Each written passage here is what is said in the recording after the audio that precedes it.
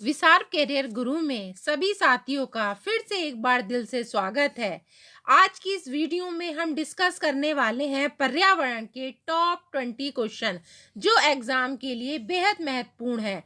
सो इस वीडियो को लास्ट तक जरूर देखिए, तभी क्वेश्चन आपके समझ में आएंगे। पहला क्वेश्चन है, पर्यावरण शिक्षा में किसकी शिक्षा दी जाती है? ऑप्शन है आपके सामने। पहला है पर्यावरणीय समस्याएं, पर्यावरणीय ज्ञान, पर्यावरणीय प्रबंधन एवं सतत विकास या उपरोक्त सभी। तो क्या जाएगा? पर्यावरण शिक्षा में किसकी शिक्षा दी जाती है? पर्यावरण में पर्यावरणीय समस्याएं, पर्यावरणीय ज्ञान, पर्यावरणीय प्रबंधन एवं सतत विकास और उपरोक्त सभी। तो ये तीनों शिक्षाएं दी जाती हैं। तो इस प्रश्न की थोड़ी सी जानकारी ले लीजिए। ऐसी शिक्षा जो पर्यावरण के माध्यम से पर्यावरण के बारे में और पर्यावरण के लिए होती है, जिससे वातावरण की समस्याओं का समाधान किया जा सके और पर्यावरण में गुणवत्ता लाई जा सके। ठीक है ना? तो पर्यावरण शिक्षा में इन सभी की शिक्षा दी जाती है। अगला प्रश्न है, पर्यावरण प्रबंधन में बाधक तत्व हैं। ऑप्शन है आपके सामने। पहला है बढ़ती जनसंख्या, दूसरा है औद्योगिकरण, तीसरा है नगरीकरण, चौथा है हमारा उपरोक्त सभी। तो पर्यावरण प्रबंधन में बाधक तत्व है, तो पर्यावरण में जो बाधक तत्व हैं वो हमारे बढ़ती जनसंख्या भी है, औद्योगिकरण भी है और नगरीकरण भी है। तो ऑप्शन जाएगा हमारा उपरोक्त सभी। इस क्वेश्चन की थोड़ी जानकारी ले लीजिए। प्रबंधन का तात्पर्य क्या होता है?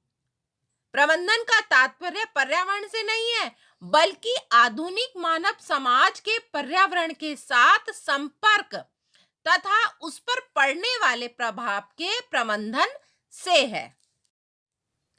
अगला प्रश्न है आपका, आर्थिक विकास के लिए वनों की आवश्यकता क्यों है? आर्थिक विकास के लिए वनों की आवश्यकता क्यों है? ऑप्शन है आपके सामने।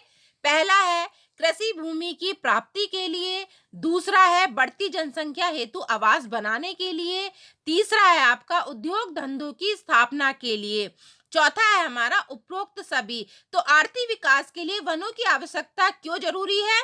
देखिए, कृषि भूमि की प्राप्ति के लिए, बढ़ती जनसंख्या हेतु आवास बनाने के लिए, उद्योग धंधों की स्थापना के लिए। तो ऑप्शन जाएगा हमारा उपरोक्त सभी। अगला प्रश्न है आपका, गमलों में रखे गए घरों में साज सज्जा की सामग्री के कृत्रिम पारितंत्र को कहते हैं। चार ऑप्शन है। पहला है आपका हवेरियम, दूसरा है आपका एक्वेरियम, तीसरा है आपका हाइड्रोपोनिक्स, चौथा है आपका वीडियोकॉन। तो चार ऑप्शन में से हमारा जाएगा एक्वेरियम। देखिए, मानव निर्मित ये पारितंत्र है। अगर पूछ लिया जाए कि कृत्रिम पारितंत्र क्या है, तो ये मानव निर्मित पारितंत्र है। नेक्स्ट प्रश्न है आपका, जलवायु परिवर्तन की अंतरराष्ट्रीय संधि हुई थी। ऑप्शन है आपके सामने चार। बॉन में, बर्लिन में, क्योटो में, रियो डी जेनेरो में। तो जलवायु परिवर्तन की अंतरराष्ट्रीय संधि हुई थी। अंतरराष्ट्रीय संधि कहां पे हुई थी? क्योटो में। इस प्रश्न की थोड़ी जानकारी देते हैं। 1997 में जापान के क्योटो शहर में अंतरराष्ट्रीय जलवायु सम्मेलन हुआ था। सम्मेलन में एक संधि हुई थी जिसे क्योटो प्रोटोकॉल के नाम से जाना गया। इसमें मुख्य बात यह थी कि औद्योगिकृत देश ग्रीन हाउस गैसों के उत्सर्जन को 1990 के स्तर में 5.2% कम करेंगे। ठीक है ना? क्योटो संधि पर अमेरिका ने हस्ताक्षर नहीं किए थे। अगला प्रश्न है आपका, CFC का प्रयोग किया जाता है। तो दोस्तों देखिए, CFC की फुल फॉर्म क्या है? क्लोरोफ्लोरोकार्बन। इसकी फुल फॉर्म भी पूछ ली जाती है। तो क्या है इसकी? क्लोरोफ्लोरोकार्बन। चार ऑप्शन आपके सामने है। पहला है आपका वार्तानुकूलन यंत्रों के उद्योग में, दूसरा है आपका प्लास्टिक व दवा उद्योग में, तीसरा है आपका प्रशीतक उद्योग में, या उपरोक्त सभी में? तो देखिए CFC का प्रयोग किया जाता है, ये तीनों ऑप्शन में किया जाता है, तो आंसर क्या जाएगा? उपरोक्त सभी। अगला प्रश्न है आपका, निम्न में से किसे चमत्कारी योगी की संज्ञा दी गई थी? किसे दी गई थी? चार ऑप्शन आपके सामने है, CFC को, कार्बन डाइऑक्साइड को, या हाइड्रोजन को, या ऑक्सीजन को। तो निम्न में से किसे चमत्कारी योगी की संज्ञा दी गई थी? CFC को। अगला प्रश्न है आपका, pH मान पाया जाता है। चार ऑप्शन आपके सामने है, पहला है 0 से 14 के माध्य, दूसरा है 5 से 10 के माध्य, तीसरा है आपका 10 से 14 के माध्य, चौथा है आपका 3 से 14 के माध्य। तो pH मान पाया जाता है, इसकी थोड़ी जानकारी ले लीजिए। pH की सीमा 0 से 14 तक फैली हुई है, 0 से 14 तक फैली हुई है। 7 का pH मान उदासीन है, क्योंकि शुद्ध पानी का pH मान बिल्कुल 7 है। 7 से कम अगर होगा तो अम्ल होगा, और 7 से अधिक होगा pH मान तो क्षार होता है। तो इसका ऑप्शन जाएगा, pH मान पाया जाता है ऑप्शन नंबर 1 में, 0 से 14 के माध्य। अगला प्रश्न है आपका, वर्षा जल का pH मान कितने होने पर इसे कहते हैं? तो चार ऑप्शन हमारे सामने है, पहला है 5.6 से कम, दूसरा है 0 से कम, तीसरा है हमारा 7 से कम, चौथा है हमारा 10 से कम। तो इस प्रश्न की थोड़ी जानकारी बताती हूँ। सामान्य बारिश का pH लगभग 5.6 है। ऐसा इसलिए है क्योंकि वह वायुमंडल में कार्बन डाइऑक्साइड के साथ क्रिया करता है और बारिश होने से पहले अम्लीय कार्बोनिक एसिड बनाता है। तो वर्षा जल का pH मान कितने होने पर इसे क्या कहते हैं? 5.6 से कम। अगला प्रश्न है आपका, अत्यंत क्षारीय जल का pH मान होता है। अत्यंत क्षारीय जल का pH मान होता है, चार ऑप्शन आपके सामने है, पहला है 7, दूसरा है 0, तीसरा है 10, चौथा है 14। तो अत्यंत क्षारीय जल का pH मान होता है 14।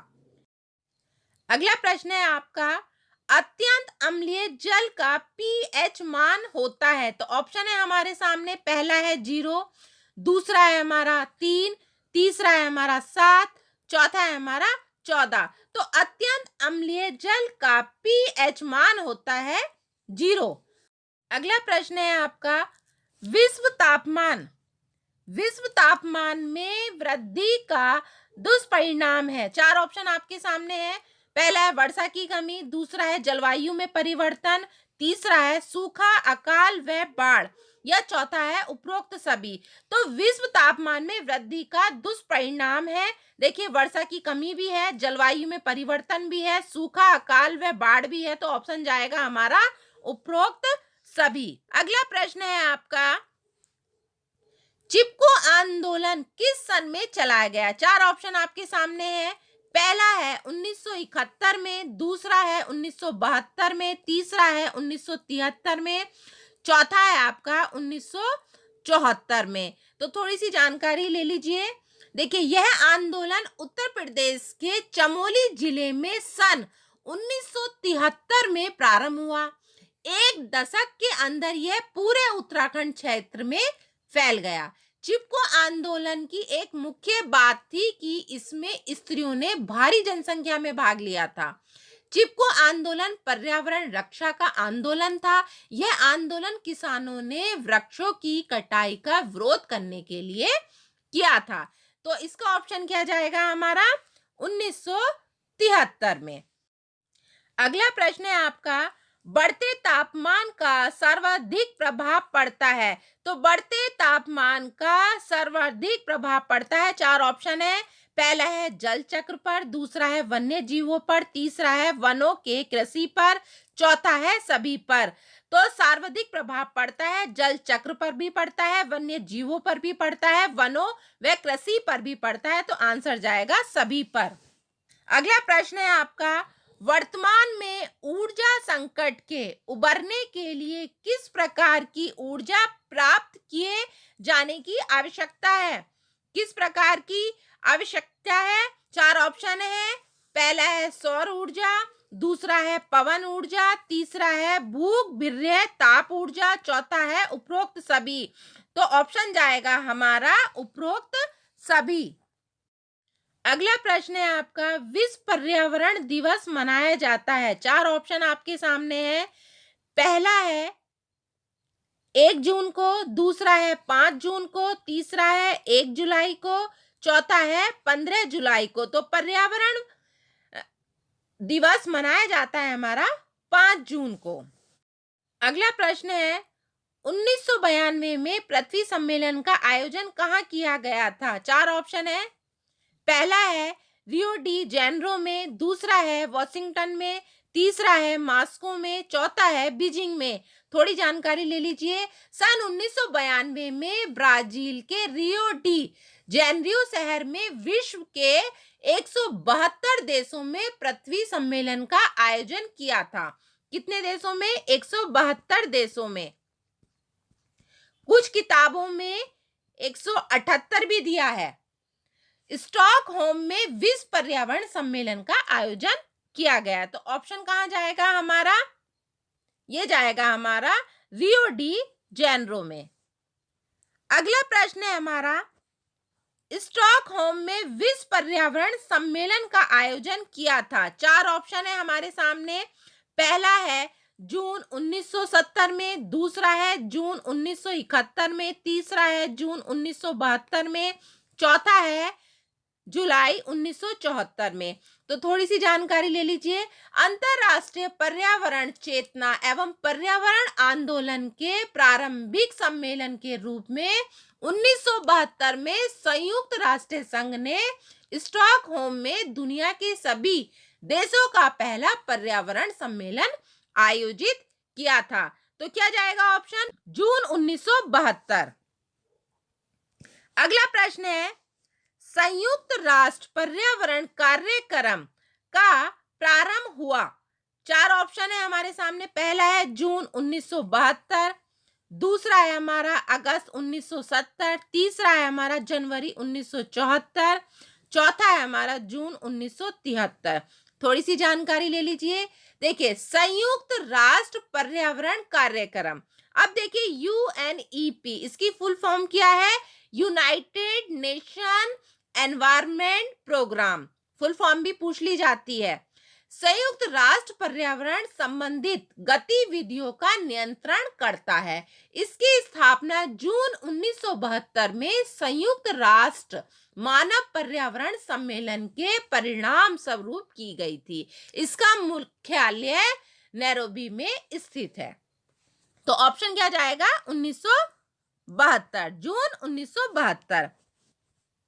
अगला प्रश्न है और लास्ट प्रश्न है हमारा, मरुस्थलीकरण के कारण बताओ। 4 ऑप्शन है हमारे सामने। पहला है बालू के निक्षेप से, दूसरा है अत्यधिक गर्मी पड़ने से, तीसरा है वर्षा न होने से, चौथा है कृषि में होने से। तो देखिए, मरुस्थलीकरण के कारण हमारे क्या है? वर्षा न होने से। तो आज हमने टॉप 20 क्वेश्चन किए हैं। आशा करते हैं कि ये क्वेश्चन आपको पसंद आए होंगे। अगर आए हैं तो कमेंट्स करके जरूर बताइए। मिलते हैं अगली नेक्स्ट वीडियो में।